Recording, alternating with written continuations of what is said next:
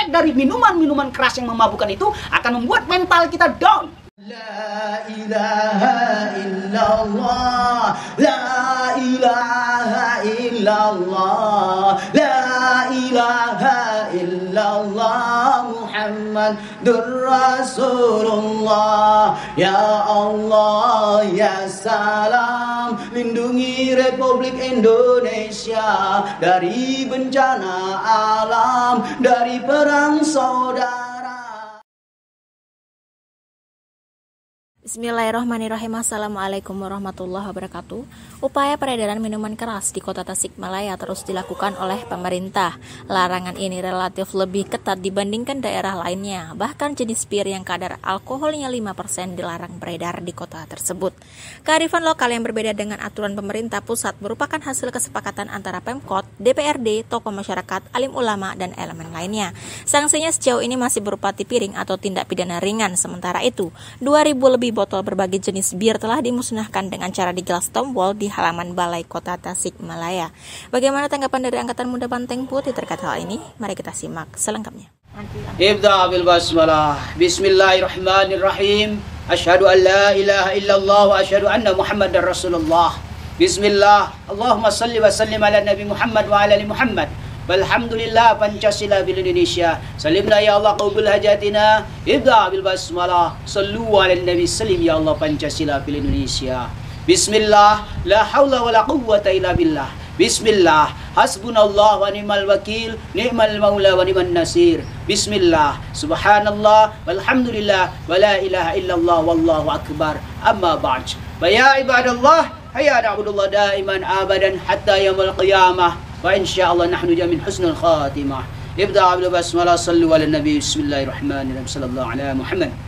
Berbicara tentang miras atau minuman keras ini sangat fenomenal dari zaman berdirinya dunia sampai akhir zaman insyaallah. Yang namanya minuman beralkohol ataupun minuman keras akan selalu ada dan ada. Oleh karena itu kita mengapresiasi kepada pihak-pihak yang concern untuk memberantas minuman keras tersebut. Karena apa? Karena minuman keras adalah asal muasal biang keladinya kerusakan di muka bumi ini, wabil khusus di Republik Indonesia. Sebagai minum biasa, kami akan bacakan satu atau dua kata atau satu kalimat dari kitab ini agar ada sinkronisasinya. Bismillahirrahmanirrahim. Wa duriban alaihimud dhillatu wal maskanatu wa ba'u bi ghadabillah. Wa duriban alaihimud dhillatu wal maskanatu wa ba'u bi ghadabillah. Wa duriban alaihimud dhillatu wal maskanatu wa ba'u bi ghadabillah. Bil makna kita harusnya mampu melihat kenyataan-kenyataan yang ada di muka bumi ini, wabil khusus di Republik Indonesia ini. Jangan sampai kemiskinan, kemelaratan, dan kemarahan Allah datang kepada kita. Karena kita tidak peduli dengan fenomena sosial, karena kita tidak peduli dengan biang keladinya dari kerusakan di muka bumi. Ini semua karena satu lain hal yang harus kita sepakati bersama, bahwasanya miras sangat berbahaya untuk perkembangan moral, perkembangan intelektual, perkembangan generasi muda di masa depan tentu. Jangan sampai negara kita menjadi negara yang tidak bermoral. Jangan sampai generasi-generasi muda kita terlukai, ternodai aktivitas pikiran mereka, aktivitas hatinya, dan perbuatannya. Nauzubillah, summa nauzubillah. Itulah kenapa dari awal kami katakan, ataupun kita sinkronkan dengan kalimat tadi, bahwasanya minuman keras adalah sumber dari kehancuran moralitas yang mana sangat sepele, sangat tidak perlu diperhatikan. Kira-kira begitu pemikiran orang-orang modern. Biasa-biasa saja. Tidak bisa dianggap biasa. Sedikit kami ceritakan dalam sudut pandang filsafat tentunya. Ada seorang pemuda yang soleh. Singkat cerita, tanda petik, ada seorang wanita yang tertantang untuk menaklukkan sang pemuda. Karena pemuda itu terkenal alim, terkenal kuat imannya, terkenal kuat mentalnya dalam berbagai. Dan pemuda tersebut sangat menjaga adab, sangat menjaga perilakunya sehingga dikenal di masyarakat menjadi orang soleh dan alim. Subhanallah. Singkat cerita, ia bisa masuk ke dalam rumah pemuda tersebut. Dan pemuda tersebut shock tentunya melihat ada wanita yang bukan muhrim dan kecantikannya luar biasa. Lalu si wanita dengan senyum mengatakan, "Wahai pemuda, kau tidak punya pilihan. Aku berteriak sekarang, maka namamu rusak satu kampung. Maka namamu rusak di kampung ini. Sedangkan aku memang sudah rusak di kampung ini. Terkenal wanita nakal, terkenal wanita yang suka menjajakan diri kepada pria-pria hidung belang. Pertama, engkau minum minuman keras. Aku bawa ini, ditunjukkan sama si wanita. Kedua, engkau berzina denganku. Ketiga, engkau harus membunuhku biar aibmu tidak terbongkar. Dan kuburlah aku di ruangan ini." Subhanallah. Si pemuda gemetar, istighfar, astagfirullah, ya Allah, ya Allah, ya Allah, ya Allah. Bagaimana ini ya Allah? Bagaimana? Apa yang harus aku lakukan ya Allah? Si pemuda kebingungan. Maka si pemuda berpikir keras, berpikir.